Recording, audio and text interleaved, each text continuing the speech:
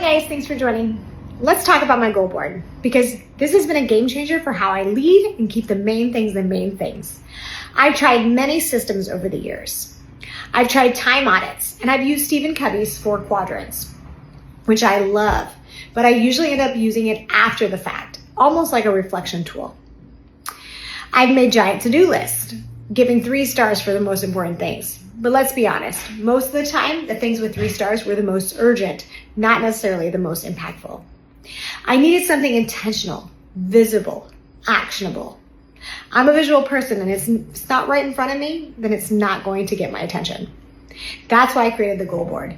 It's actually based off of Covey's work with his WIG board. WIG stands for Wildly Important Goals. If you don't know what I'm talking about, you should check it out. But on my board, I keep my 3 standing goals.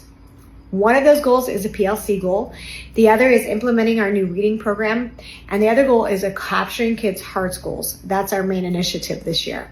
Because I believe every school should have at least one goal focused on relationships and culture. Here's how the goal board works. Actions. These are specific things we'll do each week to keep every goal moving forward. One thing we added this year was evidence of impact. If those actions are having an impact, what should we actually see in classrooms, in hallways, in conversations, in our culture? And finally, celebrations. What can we celebrate at the end of the week as a direct result of our actions? I used to only track actions, but adding evidence and celebrations has made so much more impact, and it's made it so much more sustainable for us.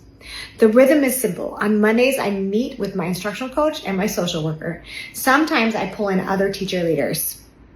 In less than 15 minutes, we determine the week's actions and we assign who does what. Throughout the week, people come in, check things off the list, actions completed, evidence collected. And on Friday, we circle back to the results and celebrate what worked and what didn't.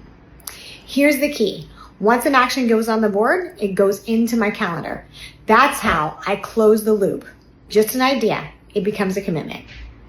I think of it as GAP, goals, action, plan. This closes the gap between what we say we want to accomplish and what we actually do. If you want collaboration, accountability, and a focus on what really matters, give the goal board a try.